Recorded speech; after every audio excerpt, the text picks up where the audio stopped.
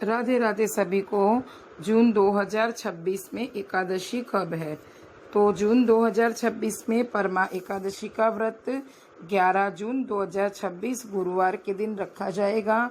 एकादशी तिथि की शुरुआत हो रही है 10 जून बुधवार रात 12:58 पे और एकादशी तिथि समाप्त हो रही है 11 जून गुरुवार की रात को 10:31 पर। तो उदया तिथि के अनुसार हम परमा एकादशी का व्रत 11 जून दिन गुरुवार को रखेंगे। अब पारण का समय जान लेते हैं। तो पारण का समय आपका रहेगा 12 जून 2026 शुक्रवार के दिन सुबह 5:23 से लेकर 8:10 के बीच आपको पारण करना रहेगा। एकादशी व्रत के नियम क्या है? तो एकादशी व्रत 3 दिवसीय व्रत है। तो एकादशी व्रत जो है वो 10वीं तिथि से ही शुरू हो जाता है। तो सबसे पहले आपको 10वीं तिथि के दिन बाल धोकर के अपने आप को शुद्ध स्वच्छ कर लेना है। 10वीं तिथि के दिन आप लहसुन प्याज का सेवन ना करें और शाम के भोजन में आप चावल का भी प्रयोग ना करें। चावल आप 10वीं तिथि के दिन का दोपहर का जो भोजन है उसमें आप ले सकते हैं, लेकिन रात्रि के भोजन में चावल का प्रयोग ना करें। फिर एकादशी के दिन हमारा व्रत रहेगा।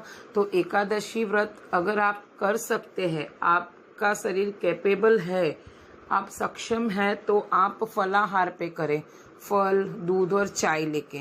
और अगर आप नहीं रह पाते, जैसे किसी किसी को प्रॉब्लम हो जाती है नमक नहीं खाते हैं, तो आप सेंधा नमक लेकर के एकादशी व्रत कर सकते हैं। और द्वादशी के दिन आप सबसे पहले जो पारण का समय रहता है, जो कि मैंने आगे वीडियो में बताया है, तो वो पारण के समय में आप पारण अवश्य करें। अगर पारण का समय कैसा है ना, कभी कभी जल्दी रहता है तो उस समय हमारा भोजन बना हुआ नहीं रहता है, तो आप तुलसी दल लेकर पानी के साथ उसे ग्रहण कर ले।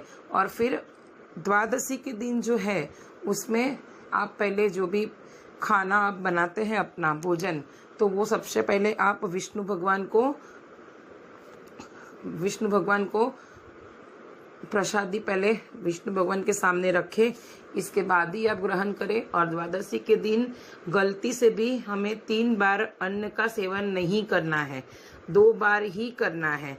या तो आप पारण के समय एक बार कर लीजिए और एक बार रात को, या पारण के समय नहीं बना है तो आप पारण के समय तुलसी दल जल के साथ ले लें और फिर दोपहर में एक टाइम आप भोजन करें, फिर सीधा रात को।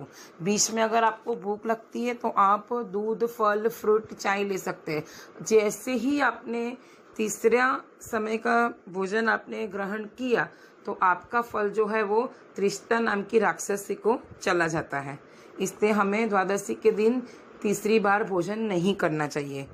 और एकादशी के दिन हम व्रत रखते हैं तो द्वादशी के दिन हमें कुछ ना कुछ, जैसे चावल ले लीजिए, दाल चावल 1-2 सब्जी, कुछ नहीं हो तो सिर्फ चावल, और उस पर आप दक्षिणा कुछ ना कुछ अवश्य आपके हिसाब से रखें। और ये हमें किसी ब्राह्मण को दान अवश्य देना चाहिए एकादशी के पारण स्वरूप। परमा एकादशी के दिन हमें भगवान विष्णु को, हमारे ठाकुर जी को खीरा ककड़ी का भोग अवश्य लगाना चाहिए। आप गुड़ और आम का भोग भी लगा सकते हैं। शाम के समय आप भगवान विष्णु को मखाना से बनी खीर का भोग अवश्य लगाएं।